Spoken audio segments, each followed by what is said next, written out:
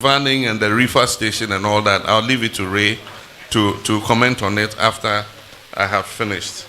The Regional Maritime University, Awingobit, I agree with you perfectly.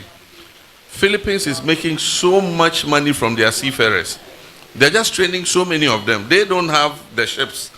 But any ship you take, Japanese ships, Korean ships, any ship you take, the seafarers are Filipinos. And they remit their money back home. Philippines makes almost $30 billion a year from their seafarers, from their nurses, their caregivers, and all that kind of thing. And so it's something that we need to look at and tap into. Let's train the seafarers, let's certify them to international standard, and let's also export them to go and work in other places. He talked about the stevedore agents. There's not enough work. We've licensed too many, and so everybody's share of the cake has become so small that it's not very profitable. Indigenization of freight forwarding, he also mentioned it.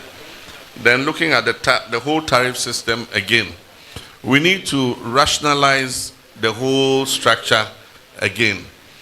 I was looking at the paper Ashmore was showing, the one he used to clear his containers, and we counted the charges, and for that container alone there were 19 different charges. And even I saw one for cars, and for the car they are up to 22 different charges. We need to rationalize them so that we encourage both imports and exports, grow the volumes, and improve our economy. And so we'll look at that.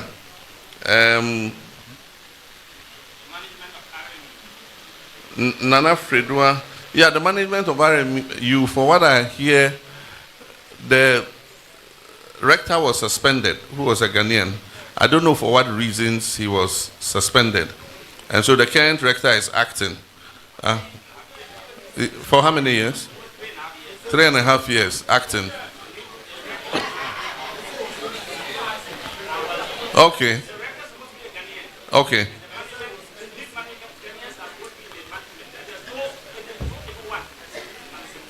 That they say the rector was an NDC man, and so he was suspended.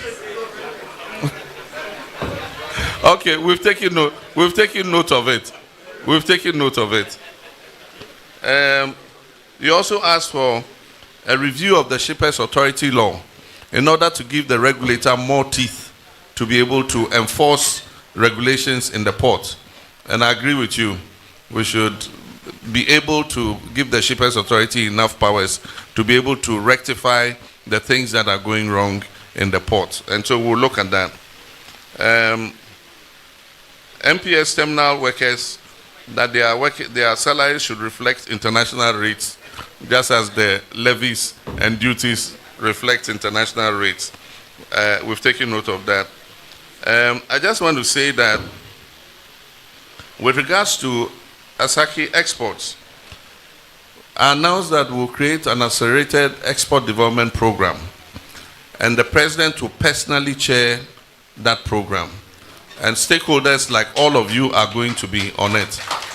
And we're going to look at the things that will make it easier for exporters to export their products so that it encourages more exports, because we need to balance our trade between imports and exports. If more exports go out, it will bring more dollars. That will balance out the dollars we have to send out for our imports.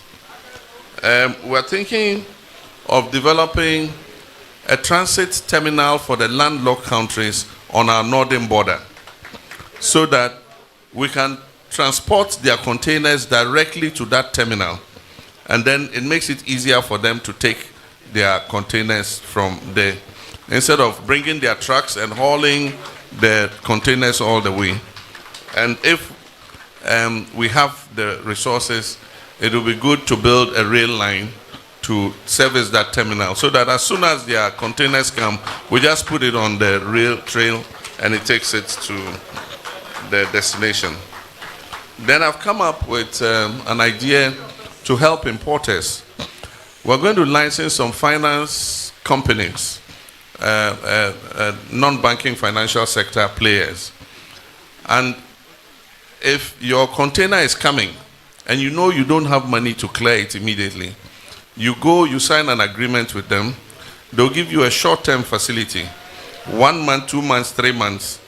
And when your container comes, they'll pay for it and they'll move it to a special location.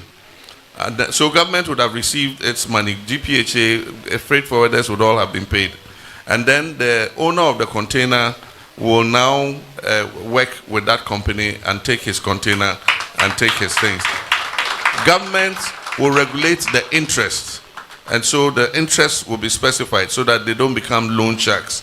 And aside from that, we will also regulate the fees that they will charge for pre-financing the clearance of the goods.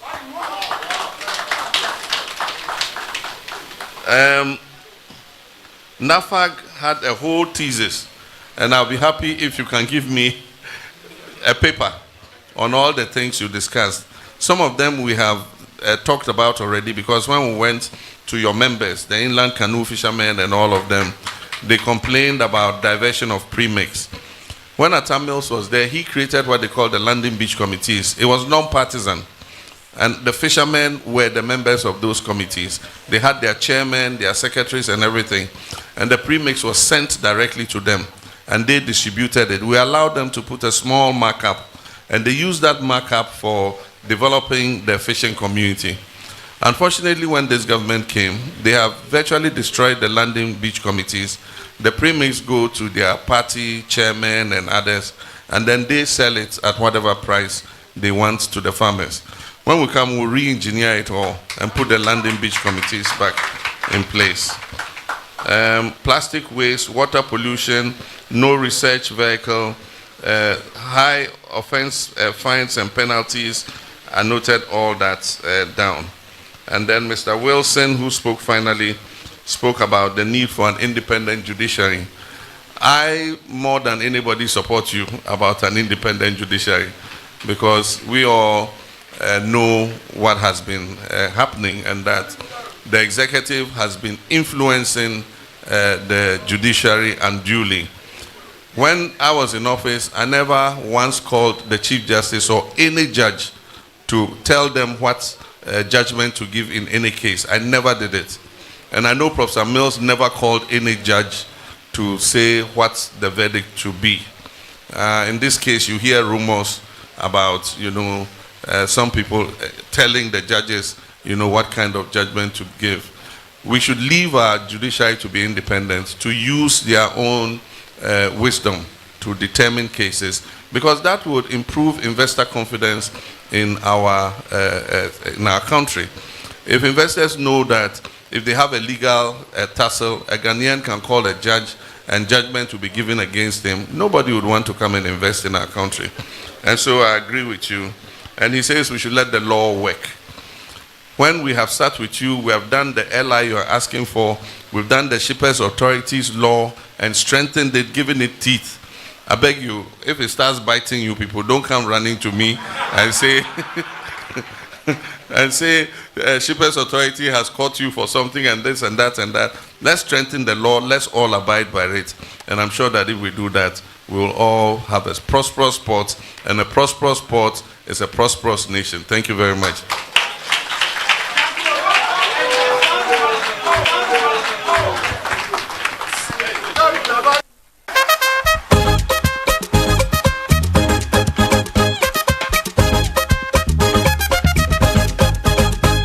The victory of my